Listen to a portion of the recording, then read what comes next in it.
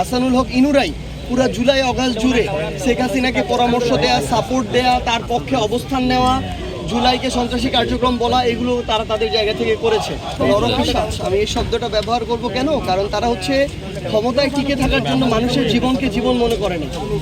শিশু সন্তান থেকে শুরু করে একজন শ্রমিক কাউকে গুলি করতে দ্বিধাবোধ করে না। এবং এই হাসানুল হক ইনুরাই পুরো জুলাই অগাস্ট জুড়ে শেখ হাসিনাকে পরামর্শ দেয়া, সাপোর্ট দেয়া, তার পক্ষে অবস্থান নেওয়া, জুলাইকে সন্ত্রাসী কার্যক্রম বলা, এগুলো তারা তাদের জায়গা থেকে করেছে। তো সেই জায়গা থেকে অবশ্যই তাদের এই শাস্তি মাত্র 10 বছরের, এটা আমি মনে করি এটা নাম কাওয়াস্তে এবং ওই বিচার বিভাগের যেই জায়গা থেকে এই সিদ্ধান্তটা এসেছে সেখানে খতিয়ে দেখা দরকার যে সেখানে কোনো ধরনের প্রভাব অন্য কোনো শক্তি খাটানোর চেষ্টা করছে কিনা। এই ধরনের মানুষদের ন্যূনতম যাবজ্জীবন হবে, এটা তো খুবই স্বাভাবিক।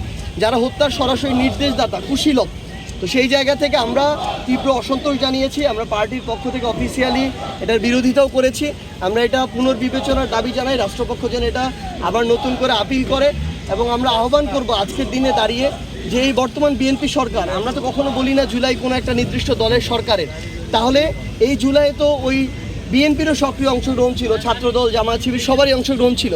তাহলে শহীদ পরিবার আহতদের দায়িত্ব নেওয়ার ক্ষেত্রে, এই জুলাইকে স্মরণ করার ক্ষেত্রে, প্রোগ্রাম দেওয়ার ক্ষেত্রে, সেক্ষেত্রেও তো বিএনপিকে এটা কাজের মাধ্যমে দেখাতে হবে, শুধু সংসদে বা বিভিন্ন জায়গায় কথা বলে তো হবে না।